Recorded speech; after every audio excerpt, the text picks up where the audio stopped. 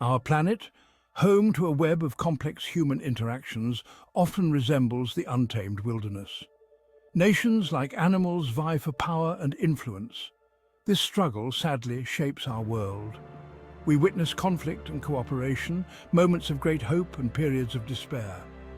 The quest for a stable world order, a long-held aspiration, remains elusive.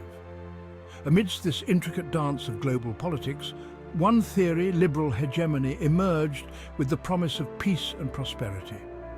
It advocated for the spread of liberal democracy and free markets, spearheaded by a dominant power, the United States. The allure of this ideology was potent, promising a more peaceful and prosperous world. However, as we delve deeper, we encounter a stark reality.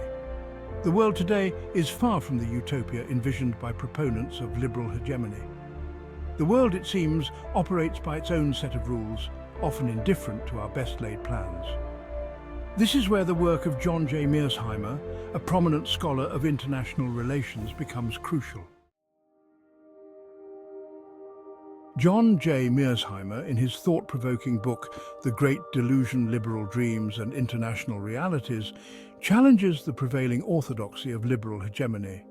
He argues, with compelling clarity, that this approach to international relations, rather than ushering in an era of peace, has instead sown the seeds of discord and instability.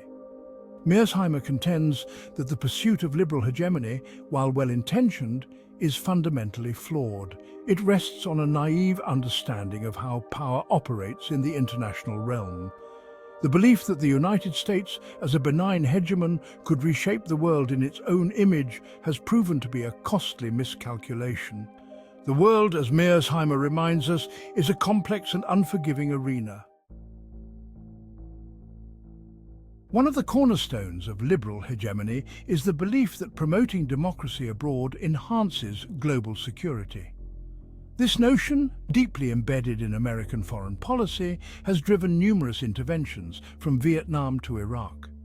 Mearsheimer challenges this assumption, arguing that attempts to impose democracy on societies ill-prepared for it are often counterproductive. Instead of fostering peace and stability, such endeavors often lead to chaos and violence. The belief that democracy can be transplanted like a seedling, taking root in foreign soil with ease, ignores the complexities of nation-building and the crucial role of history, culture, and local conditions. The pursuit of liberal hegemony, with its emphasis on democracy promotion and interventionism, has come at a steep price. From the battlefields of Vietnam to the deserts of Iraq, the human cost of these endeavors is undeniable. Moreover, Mearsheimer argues, these interventions have often undermined the very values they sought to promote. The use of military force, even for ostensibly humanitarian purposes, inevitably results in civilian casualties and suffering.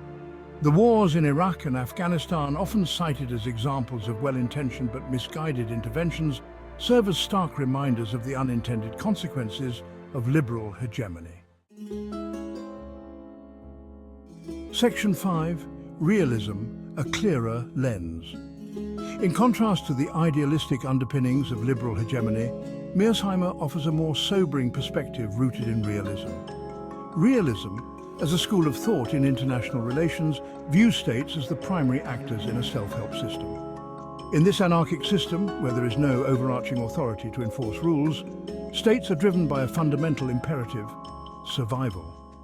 They pursue power, not necessarily for its own sake, but as a means to ensure their security in a world where danger lurks at every corner. This view, while perhaps less idealistic, provides a more accurate lens through which to understand the complexities of global politics. Section 6. The perils of interventionism, Iraq and Libya. The wars in Iraq and Libya, often touted as prime examples of the failures of liberal hegemony, illustrate the dangers of interventionism. In both cases, the United States, driven by a desire to promote democracy and remove perceived threats, embarked on military campaigns with disastrous consequences. The invasion of Iraq, based on flawed intelligence and unrealistic expectations of a swift and painless transition to democracy, plunged the country into chaos. unleashing sectarian violence and creating a power vacuum that allowed groups like ISIS to flourish. Similarly, the intervention in Libya, while initially successful in toppling Muammar Gaddafi, failed to anticipate the challenges of post-conflict reconstruction, leading to a protracted civil war and a haven for instability in North Africa. Section 7. Restraint, a more prudent path. In light of the shortcomings of liberal hegemony, Mearsheimer advocates for a more restrained foreign policy. He argues that the United States should prioritize its own national interests, focusing on preserving its dominant position in the Western Hemisphere while avoiding costly entanglements in distant lands. This approach, often labeled offshore balancing, recognizes the limits of American power and the importance of allowing other regions to manage their own affairs. A more restrained foreign policy, Mearsheimer contends, would not only reduce the risk of costly and counterproductive interventions, but also allow the United States to focus on addressing domestic challenges. Section 8. The allure of isolationism. While advocating for restraint, Mearsheimer cautions against the dangers of isolationism. He recognizes that the United States, as a global power with global interests, cannot simply withdraw from the world stage. Instead, he proposes a more nuanced approach, one that acknowledges the limits of American power while remaining engaged in global affairs in a more selective and strategic manner. This approach, he argues, would allow the United States to safeguard its interests without overextending itself or becoming entangled in unnecessary conflicts. Section 9. Finding a balance. The key to a successful foreign policy, Mearsheimer argues, lies in finding the right balance between engagement and restraint. He acknowledges that there will be times when the United States needs to act decisively to protect its interests or to prevent humanitarian catastrophes. However, such interventions should be a last resort, undertaken only after careful consideration of the potential costs and benefits, and with a clear exit strategy in place.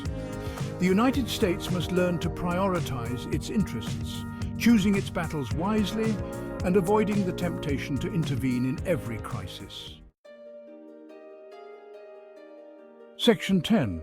A call for pragmatism. John J. Mearsheimer's critique of liberal hegemony is not an indictment of American ideals, but rather a call for pragmatism in foreign policy. He reminds us that good intentions, however noble, are not enough.